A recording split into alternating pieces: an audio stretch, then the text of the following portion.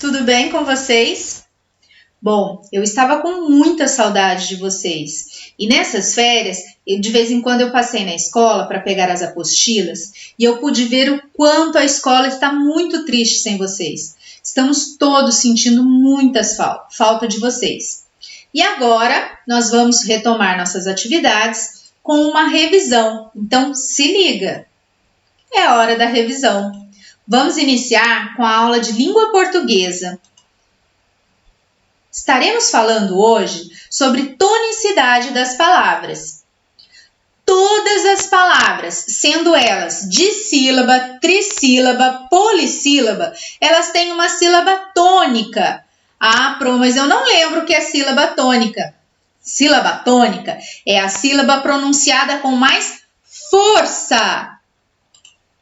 Só há uma sílaba tônica por palavra.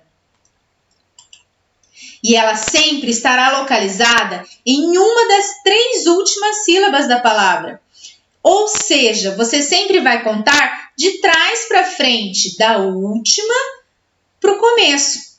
Vamos classificá-las? Nós temos oxítona, quando a sílaba tônica é a última, né? Então, a sílaba mais forte é a última da palavra. A paroxítona é quando a sílaba tônica é a penúltima da palavra. E a proparoxítona é quando a sílaba tônica é a antepenúltima. Mas e você? Lembra daquela regrinha que a Pro falou? Daquela super dica que eu dei? Que você faz de conta que você vai chamar a palavra para você descobrir qual é? Então vamos ver alguns exemplos da proparoxítona. Xícara. Então, eu vou fazer de conta que eu vou chamar essa palavra. Xícara. Qual foi a sílaba mais forte que eu falei? Sim, foi a sílaba xi. Então, xi é a terceira de trás para frente, né? A antepenúltima sílaba mais forte. E agora, matemática. Vamos ver se dá certo? Matemática. Olha só, também é a antepenúltima. Próxima. Eletrônico. Também é a antepenúltima. Árvore. Também é a antepenúltima. Então, essas são palavras proparoxítonas, que é a antepenúltima sílaba, é a mais forte. A sílaba tônica está na antepenúltima sílaba. E agora vamos para a proparoxítona, com a mesma regrinha que já falamos. Escuro.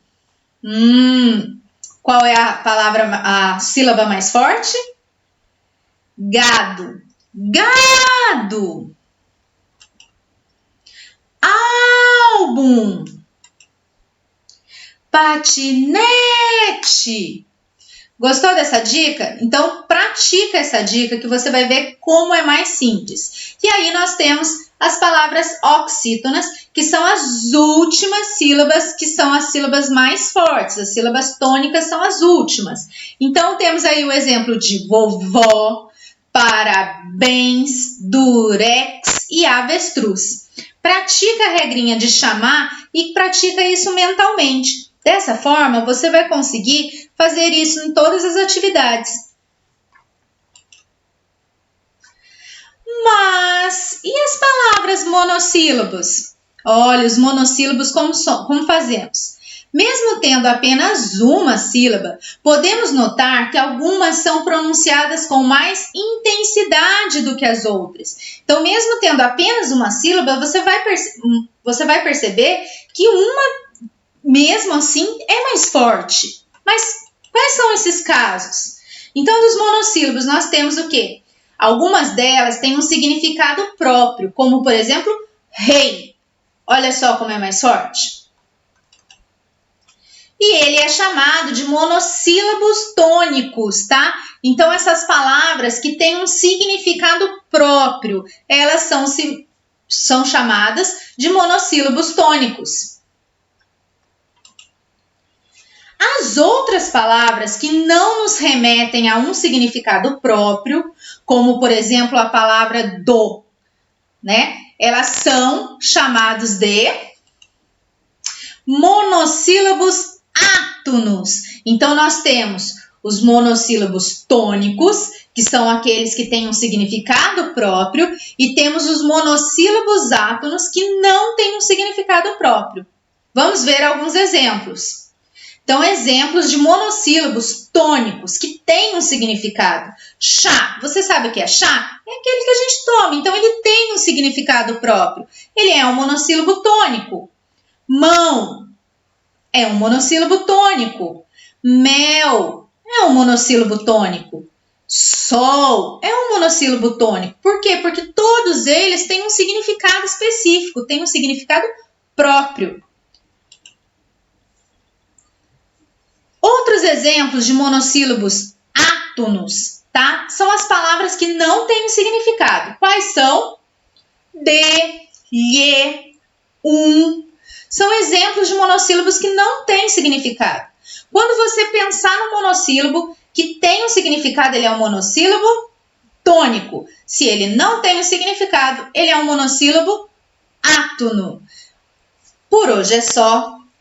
Um grande beijo com muita saudade. Fiquem com Deus. Tchau, tchau.